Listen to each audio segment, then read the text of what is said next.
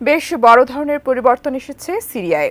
সিরিয়ার বিদ্রোহীদের আক্রমণের মুখে সাবেক প্রেসিডেন্ট বাশার আল আসাদের পালিয়ে যাওয়ার পর এবার তার রাজনৈতিক দলকে বিলুপ্ত ঘোষণা করা হয়েছে।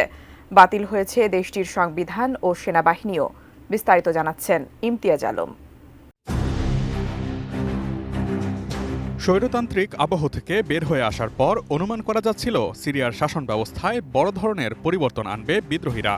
কিন্তু প্রতিবেশী দেশগুলোর সাথে সিরিয়ার ক্ষমতা নেয়া বিদ্রোহীদের সম্পর্ক খুব একটা ভালো নয়। তবে অনেকটা চমকে দিয়েই বড় ধরনের পরিবর্তন এনেছে দেশটির বিদ্রোহী সরকার। প্রায় ৬ দশক শাসন করা বাশার আল আসাদের রাজনৈতিক দল বাথ পার্টিকে বিলুপ্ত ঘোষণা করেছে দেশটির বর্তমান প্রশাসন। একই সঙ্গে সিরিয়ার সংবিধানও বাতিল করা হয়েছে। বিলুপ্ত করা হয়েছে সিরিয়ার সেনাবাহিনী ও নিরাপত্তা বাহিনী সহ ছোট বড় সকল সশস্ত্র গোষ্ঠীকে। ২৯ জানুয়ারি বুধবার এক প্রতিবেদনে এই তথ্য জানিয়েছে সংবাদ মাধ্যম আল জাজিরা। সংবাদ মাধ্যমটি বলছে, সিরিয়ায় বাশার আল আসাদকে ক্ষমতাচ্যুত করার প্রায় ২ মাস পর সাবেক বিরোধী দলীয় কমান্ডার এবং সিরিয়ার কার্যত নেতা আহমেদ আল শারাকে দেশটির ক্রান্তিকালীন সময়ের জন্য প্রেসিডেন্ট হিসেবে মনোনীত করা হয়েছে বলে সিরিয়ার রাষ্ট্রীয় মিডিয়া জানিয়েছে। আপনি কি হার্টের সমস্যা নিয়ে দুশ্চিন্তাগ্রস্ত? স্বল্প খরচে হার্টকে ভালো রাখার সহজ উপায় মাতৃভূমি হার্ট কেয়ারে। সিরিয়ার রাষ্ট্রীয় বার্তা সংস্থা সানা বুধবার কমান্ডার হাসান আবদেল গনির বরাত দিয়ে জানিয়েছে, নির্বাচন না হওয়া পর্যন্ত আল শারাকে প্রেসিডেন্ট হিসেবে মনোনীত করা হয়েছে। এছাড়া আল শারাকে ক্রান্তিকালীন পর্যায়ের জন্য একটি অস্থায়ী আইন পরিষদ গঠনেরও অনুমোদন দেওয়া হয়েছে। নতুন সংবিধান গৃহীত না হওয়া পর্যন্ত সেই কাজটি সম্পাদন করবে তারা।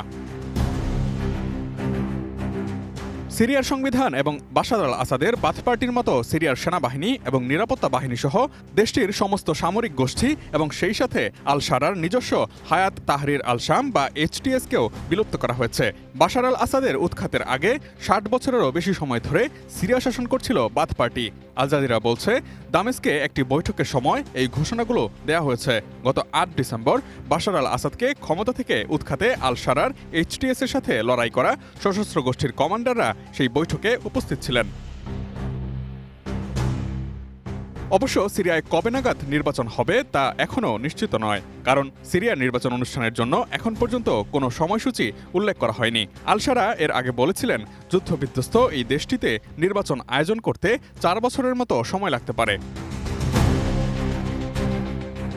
এছাড়া গত বছরের ডিসেম্বরে সৌদি আরবের সম্প্রচারকারী আল আরাবিয়ার সাথে আলাপকালে আল শারা বলেছিলেন, সিরিয়ায় একটি নতুন সংবিধান প্রণয়ন করতে ৩ বছর সময় লাগতে পারে। তিনি বলেন, সম্ভবত ৪ বছর পর নির্বাচন অনুষ্ঠিত হবে, কারণ দেশের যোগ্য ভোটারের সংখ্যা নির্দিষ্ট করার জন্য নতুন করে আদমশুমারি করা দরকার। যে কোনো অর্থবহ নির্বাচনের জন্য ব্যাপক ভিত্তিক আদমশুমারি পরিচালনা করতে হবে বলেও সে সময় জানিয়েছিলেন তিনি।